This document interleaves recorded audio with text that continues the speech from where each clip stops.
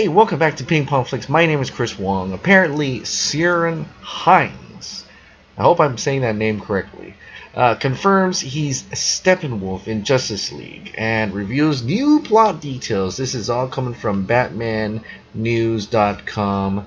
Now you're wondering, I thought that was already confirmed, but apparently it wasn't. It was just stated that he's probably Steppenwolf, but he actually came out and said that he is indeed officially confirmed to play Steppenwolf in the Justice League movie. I thought that he became Steppenwolf because of his part of the Excalibur movie, and as great fans of Excalibur, Zach and his team probably says, you know what, he'd be a good role for Steppenwolf. Not many people got, but I got it right away, is that in the movie sequence where Bruce and his family are walking in front of the movie theaters and the movie's playing, the theater's playing Excalibur, that actually is almost like a omen of what's gonna come, and where Superman, spoiler alert, gets impaled, just like how King Arthur was impaled by Mordred in Excalibur. Interesting similarities between that movie and the ending of Batman v Superman. That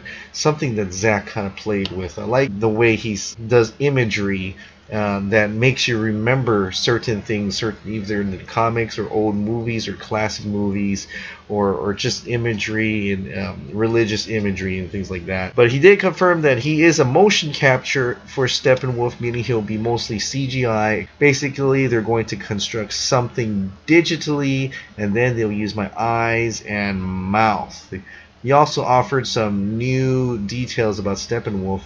He's old, tired, still trying to get out of his own enslavement to Darkseid, but he has to keep on this line to try and take over the world. So that is interesting, very interesting. He's not just some big brute.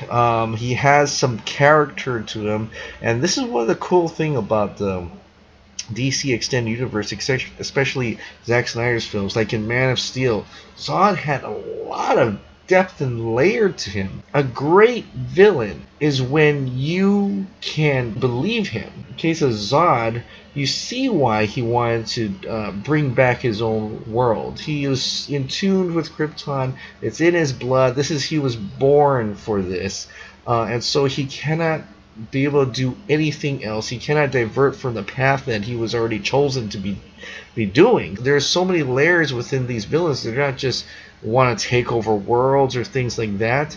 So Steppenwolf, imagine him to be enslaved on his own by a darker enemy, yet there's like a little bit of like a feeling of maybe he has some honor. He's like a warrior trying to do what is right for his role, but yet feeling like he's still under control of somebody else. So I like that. I like that they're putting a lot more thought into their villains, and making you believe that what they're doing is right, or what they're doing is that inescapable feeling of they cannot shake away from the role that they're supposed to be playing, or the role that this villain is supposed to be doing within this world. Lex Luthor, a lot of people, it's kind of vital. A lot of people liked him or not liked him. At first, I was kind of like, what?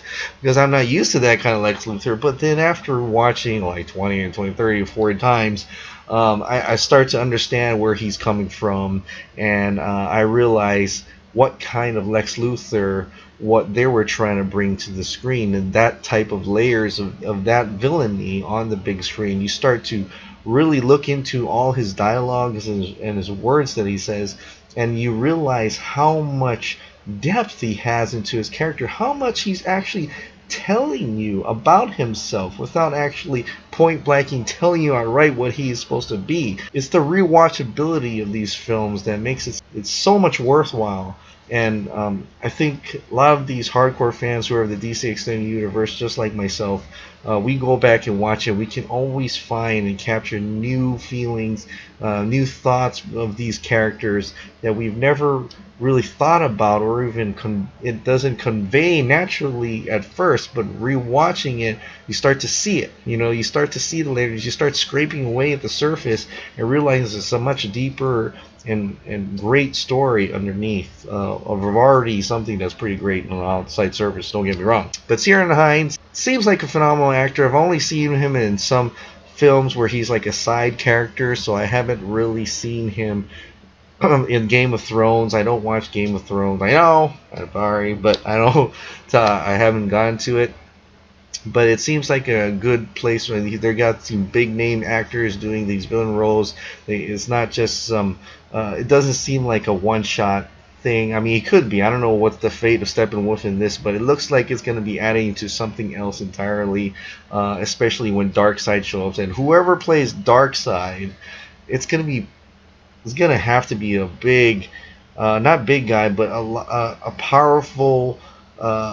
Personality, a deep personality, like almost like General Zod, strong, commanding, and just in awe. Someone who you really look up and say, "I'm, I'm freaking out."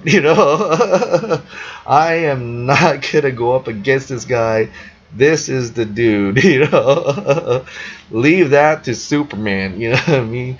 But this is great to hear that there's a lot more information coming out of this film, especially in the plot. We've never really talked about Steppenwolf at all. We always assumed he was just some generic villain, but just to hear this from Ciarán Hinds and an actor of his caliber, this is fantastic to see that they're actually putting a lot of thought into the villain himself. Alright, that's it, guys. Thank you so much for watching. Thank you so much for subscribing, and I'll see you next time.